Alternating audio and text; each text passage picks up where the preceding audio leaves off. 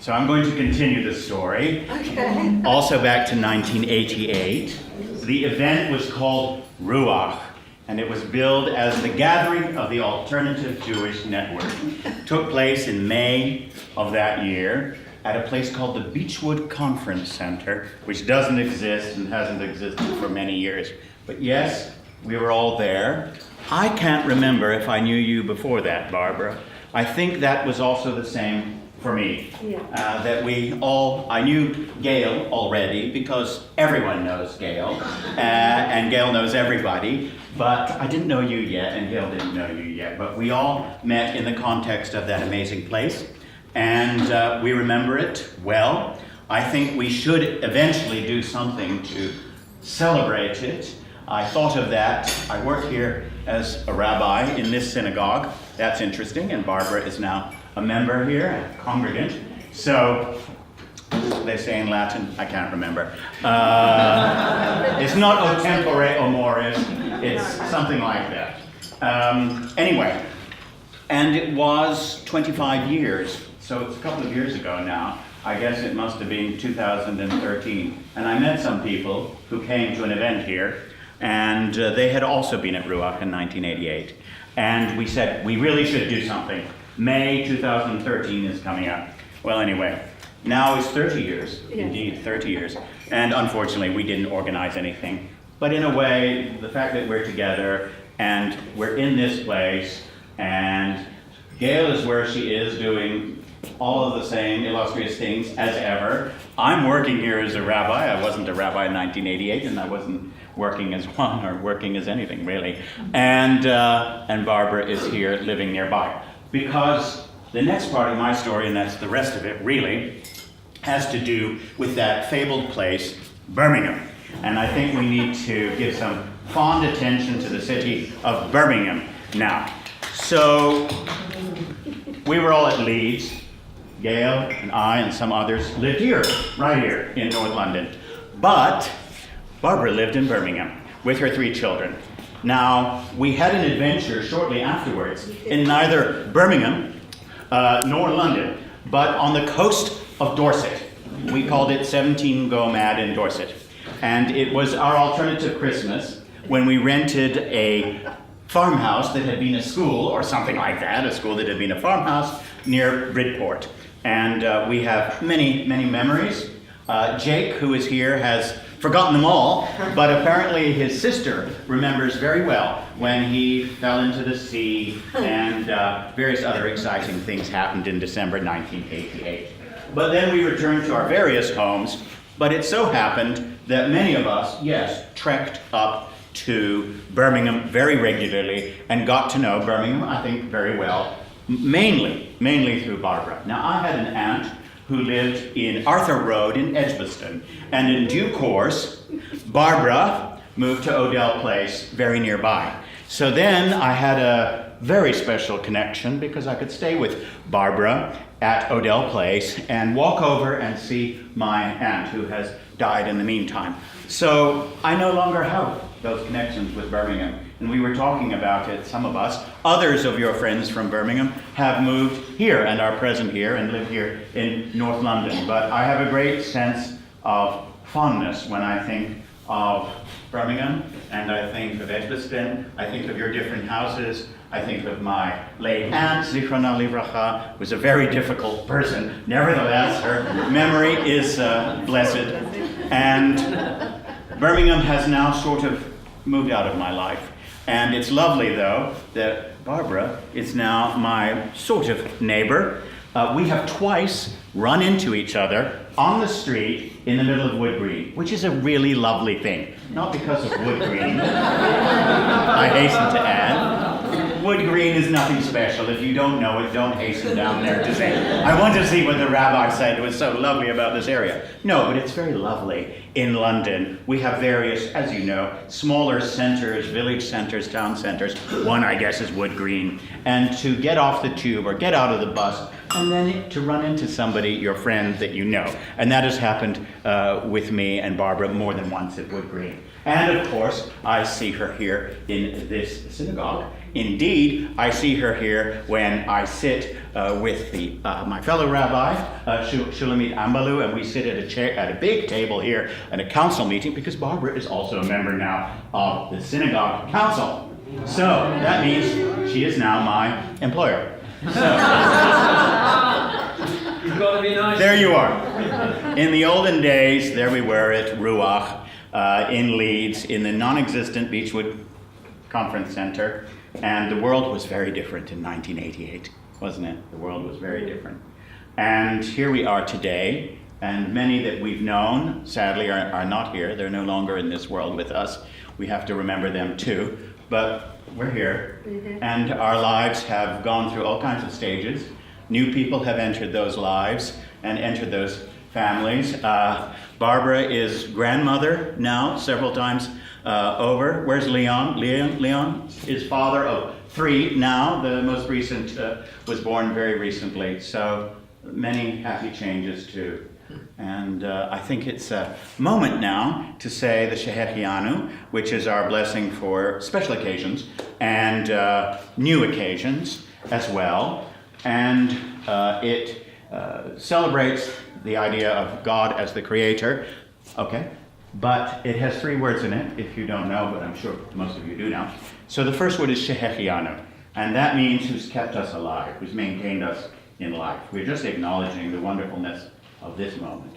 So Shehechianu kept us alive. The next one was Kimanu, who's kept us upright, basically. Helped us to be sustained to this moment. And the final one is Higianu, which means who has caused us to arrive at this moment in time. So that's all that we're saying. But it's a very special moment in time. We say Mazel Tov and happy birthday, and Baruch Atah Adonai Eloheinu melech haolam shehechianu v'kimanu v'higianu lazman hazeh. Amen.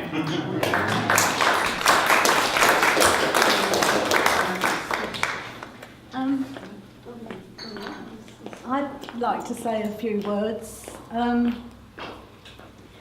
Sort of turn it upside down a bit, really, because I see Barbara as my kind of feisty Jewish New Yorker friend.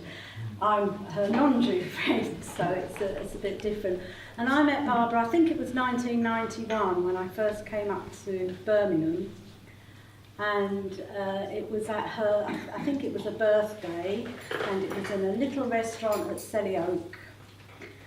And obviously we became friends, and I was working and living in Birmingham for quite a few years.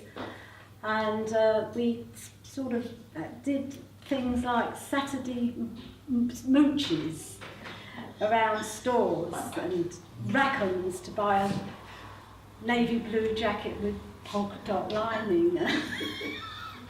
And Barbara's an amazing person, really, because she kind of comes on as tough, but actually she's a real softie. But she's got some determination. Yeah. And, you know, she's dedicated mum, professional lady, a go-getter, and she's my friend. And I think that's probably all I want to say.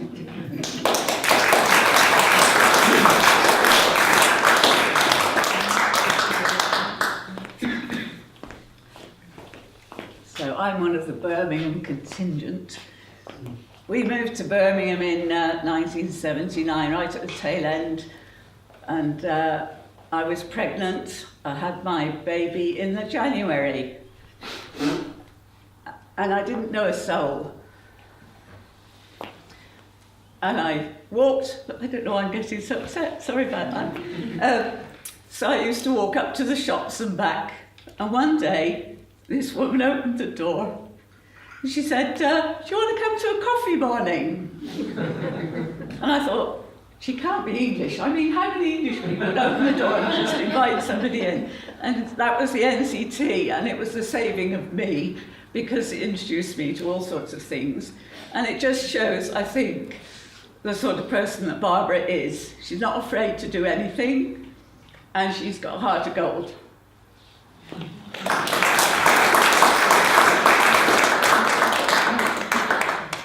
sorry, I've got the piece of paper here. I think Bernadette said a lot that I feel as well. And I've known Barbara for the late 80s. I was at Robert's party. Since then we've done a lot of things together, but we were both the same age and single parents, and Barbara had, of course, had a lot more juggling than me with the little ones, you know, and they were her life at that time. But what stands out about Barbara is her kindness, generosity, and that smile. Positiveness and optimism, you know, keeps her going. I miss her calling into my house when she went shopping in Sainsbury's. We had our little chats, and Barbara was a great confidant. I mean, she still is, of course. She's honest and caring. Gosh, this is beginning to sound like a CV, not meant to be. I felt sad about Barbara moving to London, but knew that this was what she wanted to do for a long time. And of course, I'm happy for her that she's achieved this. And I think she's done an awful lot in her 70 years, so there's a book there to be written sometime, and you have time, Barbara. And Barbara and I both worked at Birmingham Settlement in the 1990s. And when Barbara went to work at Symphony Hall, we went to a great many great concerts together. Still remember them. I mean, that was something that she made sure, you know, shared with me. It is thanks to her that I managed this, you know, going to these concerts. And we shared her 45th birthday celebration. And we also spent many New Year's Eves together. In April 2002, we flew to New York and back again together. Barbara went to visit relatives, and I went to visit my aunt. And I must say it was great that having Barbara to go back and forth with. Well, we spent a bit more time together. We did visit Ellis Island and Grand Zero, and also paid a visit to our friend Jessie. And Barbara even met Aunt Bridie, so that's another story. You remember the whole collab palaver.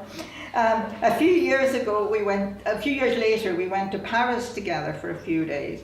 And in spite of Barbara recovering from her leg operation, we managed to get round quite a bit. So there's great memories there.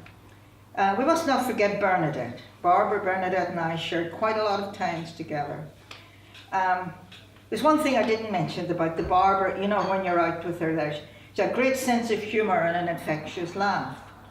And it's great to be sharing, you know, your 70th birthday celebrations. And thank you for your friendship, Barbara. And it has been nice to meet some more of your friends together.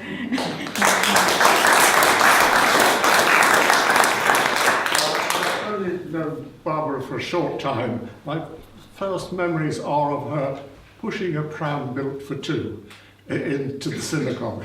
I don't want to compete with everything that's said about her, but I would like us to celebrate Barbara's thirst for knowledge and her willingness to share with others the knowledge that she's acquired in her career in all sorts of fields. In fundraising, which is quite important in Jewish circles, but also in Jewish learning. And we're in the happy position, Loretta and I, of being able to share journeys to and from Limwood in Birmingham, from North London. And Barbara makes a big sacrifice of getting herself into a taxi to be at our place at 8 o'clock in the morning on a Sunday to set off to Birmingham. I know this is a big sacrifice. So thank you, Barbara, for everything that you've done for us in imparting your knowledge and sharing it with us. Yeah.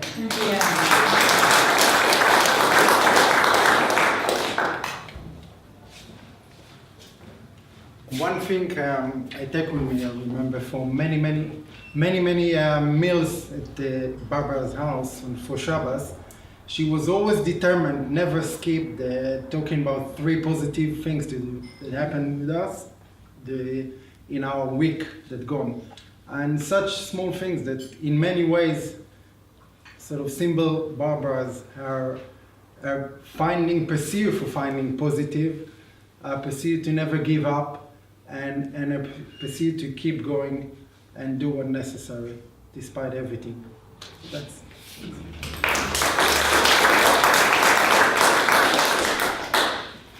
I met Barbara and David in 1979, queuing for vegetarian food at the Birmingham settlement. Is that right? When it was in Tower Street, I think. And we were the only 4 people queuing for vegetarian food. So we got chatting. And Barbara came from New York, so she was much more friendly than lots of other people, you know, that you might meet. And she told me that she was working in a boys' comprehensive school in Birmingham, Turves Green. And then she told me, and this was extraordinary, she told me that she told the students that she was Jewish.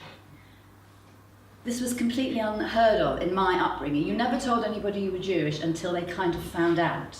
It was sort of, it came out in conversation, but it was never the thing you said first. You knew, they probably knew, but you absolutely didn't say anything. I remember you telling me that when the kids made Jewish insults, you made Brummie insults back, and then you all got on really well. And I thought this was quite extraordinary. And then I think after you had Leon, so if Leon's 38. You're 38, that means I'm not 38, so I kind of work it out, you know, roughly from that. After, I think you contacted me after Leon was born, and we stayed in touch ever since then. Barbara and Rebecca very kindly came to an Edinburgh show of mine when you were the only 2 members of the audience.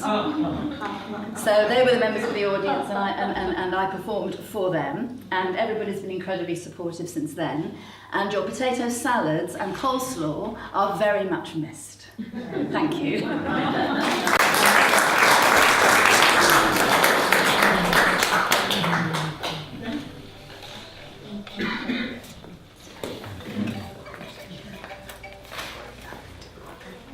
I want to say something really, really nice about Barbara because she's so important to me. I am not a very sort of easy person. And I thought, well, next year, when I'm 70, will I gather a group of people like that around me? No way. I have none. No friends like that. Why? I am sort of like a person who likes to keep myself to myself. I don't know. It's not good. So Barbara definitely has a good quality in that sense. I met Barbara in that proverbial Birmingham, like many people here. I just came from Africa, and I was determined. I gave myself a promise. I'm going to join the synagogue. Because before, I have never been a member of the synagogue, although I'm Jewish. I grew up in Russia, and at the time, during the socialist era, nobody went to synagogue. And I had a neighbor, a Jewish lady, who was my German language teacher. She once secretly, under the swear that I will never tell anybody, showed me Torah, a copy of Torah. So that was out. So when I came from Africa in 1995, I decided I'm going to join. So I looked in the yellow pages, and I found a progressive synagogue on Shipcote Street, and off I went there, and I came on Saturday and started coming every Saturday. Then I became a member. So at that time, there was quite a strong Eastern European constituency there of people who either came out from Eastern Europe or whose parents came or grandparents came. So there were people who even used to speak a little bit of Russian or who were refugees at some point. And as you know, Barbara is East European. Although she lives in London and she was brought up in New York and she went to Jewish school there, but she's Russian Polish Jew, like me. And that's what attracted me. And I wanted to know more. And she invited me to her place, and we spent a lot of Shabbat together, and then we went here and there, and sometimes, and I moved to London as well now, and sometimes Barbara phones me and says, "Where are you? On which continent are you?" Because I travel a lot. And let's meet, and we meet again. So there was this terrible tragedy of her birth, which she overcome. And she made a success of her life. Her parents were victims of the Holocaust, but Barbara grew out of it and made a complete success of her life. And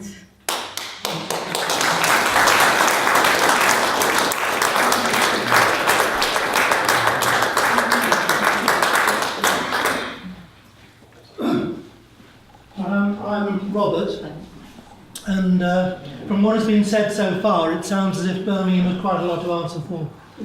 I lived there. I was born in London, but I lived there for a long time, and I met Barbara in 1986, I think it was, when we were introduced by a mutual friend called Anne, and we very soon became good friends, and we realised that we were neighbours, although in fact the street I lived in was at right angles to the street Barbara lived in, and I was right up at the top of it. And she was down the posh end next to the park, and I was up by the shops. And I've always associated Barbara with class ever since. At that time, I was living on my own for quite a while. Barbara was bringing up 3 children, quite young at the time, on her own. I often used to pop round. I was more than happy to do practical things, replacing fuses, light bulbs, things like that, or trying to mend things. And this became, I think, quite a pattern. And on one occasion, I went round for a cup of coffee and a chat. And Jake opened the door, saw me standing there and shouted, "What's broken this time?" I was introduced by a friend, we became very good friends. And I've been sort of thinking in preparation for this, really what I value about Barbara. And there were 2 things which really stood out. Firstly, her loyalty. She'd been a very, very good friend and a very supportive friend. And it was I felt honoured to be invited, and I went to the bar mitzvah and bat mitzvah of her children, and to Leon's wedding 10 years ago, I think it was. I forget the date, but I hope you don't, Leon. And she came to my wedding when I married Angela 24 years ago. So loyalty certainly is very, very important. The other thing which I don't think anybody's going to contradict me is when I say that Barbara says things as they are. And that is refreshing, to be honest. So many happy returns, Barbara. Mazel tov, whatever you...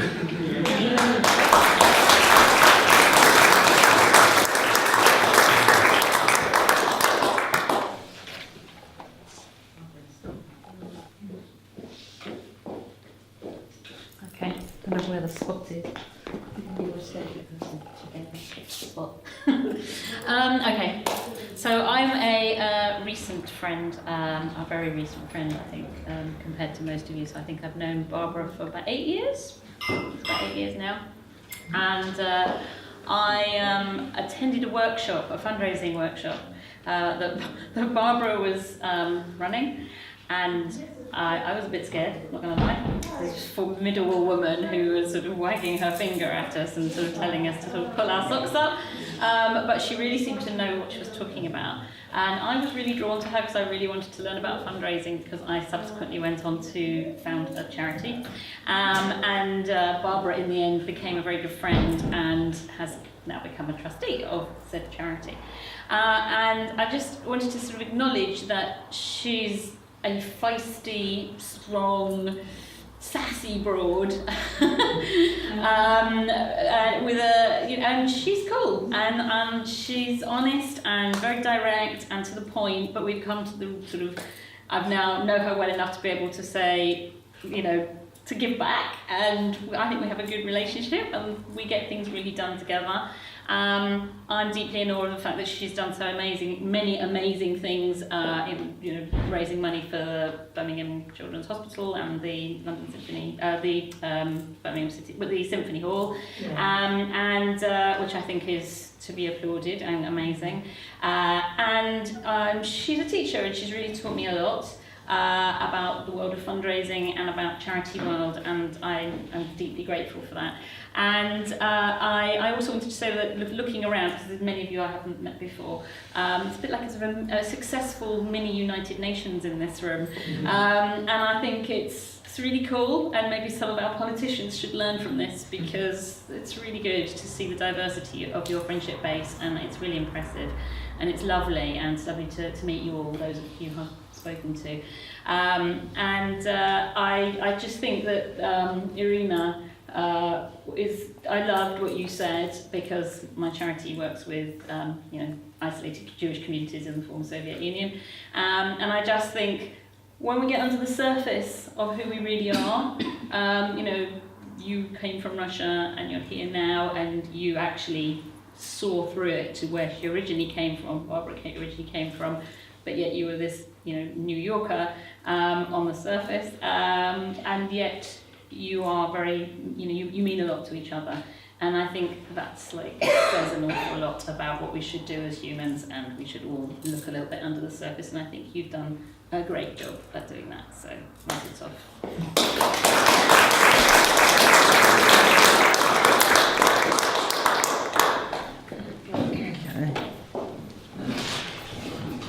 Last time I gave a speech was about 10 years ago, almost the day of my wedding, and I was shaking like a leaf. I'm going a bit techno with the phone, some notes on my phone. So to get kicked off, where did I meet Barbara? Boo.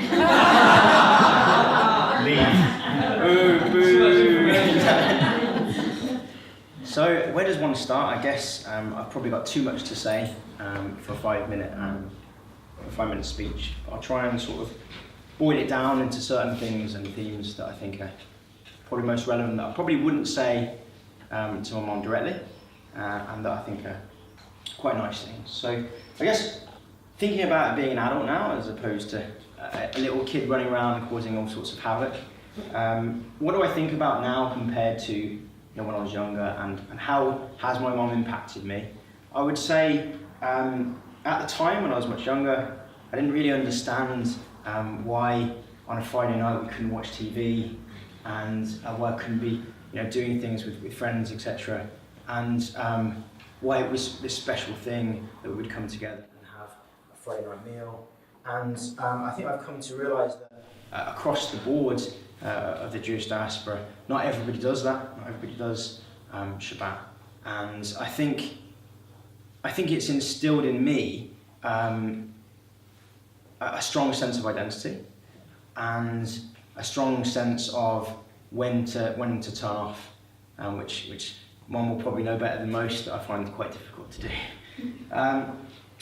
Where have I always seen you before? I would say I have memories. I was just chatting to someone about it recently. I have memories growing up where I'd be hearing a noise from downstairs, and I'd come running down the stairs, and it'd be one of Mum's parties. I've seen some people of you guys at one of her parties, and I remember I remember all sorts of parties. I think you did a big one for your 40th, 50th, and here we are for another one, 70th. And I think that's probably affected me as well in terms of a love for bringing people together and throwing my own sorts of birthday parties as well. What else can I say? Mum having such big challenges in her life, it's been touched upon in previous discussions and speeches rather, and yeah, I think it's a very poignant thing. It's a very important thing that she's been able to overcome so many difficulties. Every now and again, I speak to my mum every couple of weeks, and I try to get little gleams and glimpses of her childhood and things that have happened to her in her life. And I don't know if anyone knows this, because I only found out this recently, but Mum was a great influence on her parents, as she taught them English. They didn't know English, and Mum actually taught them English, which I thought was quite interesting. So that's one thing, and then linking that to me, she must have had quite a big challenge with dealing with me. I don't know how many remember what I was like growing up. I don't. Thankfully, it's a grace on me that I don't remember. But I can imagine that I probably wasn't the easiest of 6, 7, 8, 9. Pick the number year olds. Oh, there you go. So I can say that thank you for that, because I'm sure that would have been quite a difficult thing. Joking aside, I'm proud also in the last couple of years to make such a, maybe some people don't see it as a big thing, but I do see it as a big thing in your late 60s to move to a big city where you know a few people, but it's still a big move, moving away from a city where she'd been for the best part of her life, and to make a move to a new city, to an area which she didn't really know around Palmer's Green. I don't think she'd spent much time there, so I think I'm very, very much proud of that. And I think it's a good example and inspiration to me that no matter how old I become, I can think, well, my mum did this at this age. So, and if you think about it, I mean, how many parents do I know who struggle with one child or 2 children? So that's something to mention as well. So I guess to sum it all up, I can say that what a great mother for a start, and what an important inspiration. And I can't even really articulate how amazing she is. But I'm so glad she decided to do a 70th birthday pie. I think it's an amazing thing. Don't stop having pies. Definitely keep them going. And I just wanted to just say thank you and just keep going. Yeah.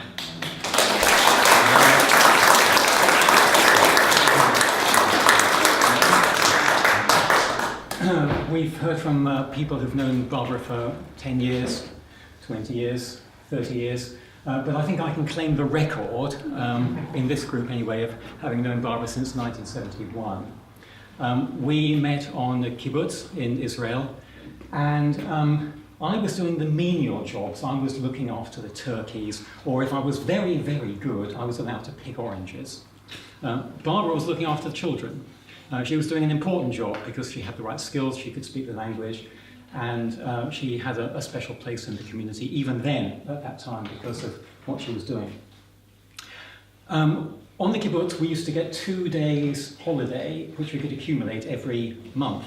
And we had the idea that we would go to one of the digs, the archaeological digs in En Gedi, and spend a couple of days there.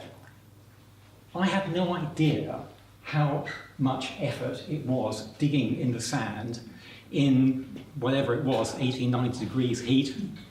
And at the end of the first day of doing this, digging and shoveling all this sand into barrows and barrowing it off and dumping it somewhere else, I was completely exhausted, and we'd signed up for a whole week of this. Fortunately, by the end of the day, Barbara had developed a really bad eye infection. So we had to leave at that point, and I've never been so grateful to anyone for that. There are 2 other things which I want to thank Barbara for. The first is for having faith in me when nobody else did really, that I was capable of finishing a university degree and supporting me through that. And the second, of course, is 3 wonderful children. So, Barbara, thank you very much. Happy 70th birthday.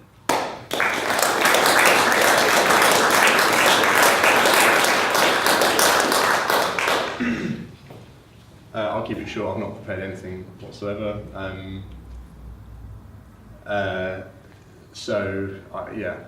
Leon. I'm Barbara's. I think I've probably know about 2/3 of the people in the room, perhaps maybe a bit more than that.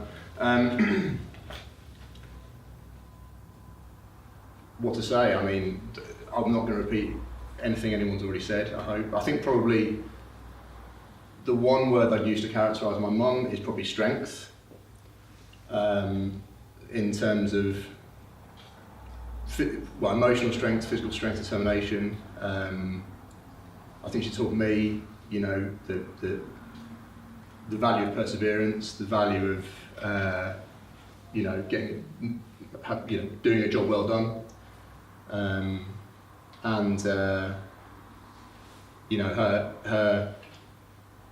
Her outlook on life, her sense of self,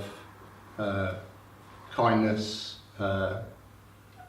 effect on other people, which is considerable, and her achievements, you know, speak for themselves. Thank you for everything. Happy birthday, I love you, and that's it.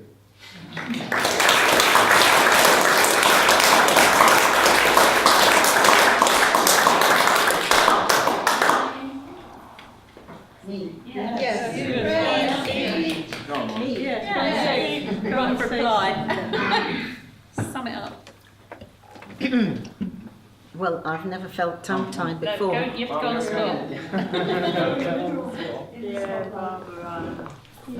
Well, a lot of people have said to me they've applauded my achievement at reaching 70, as if I had anything to do with it. So I think that's the gist of it, that I'm blessed to have reached this age, because I nearly didn't make it at the beginning. And I'm thankful to have reached this age. And I'm also thankful for all the support I've had along the way, and all my friends, my wonderful friends. I've always been blessed with friends. And, you know, you all coming here is testament to that. So thank you very much for coming and for having been with me on my journey along the way.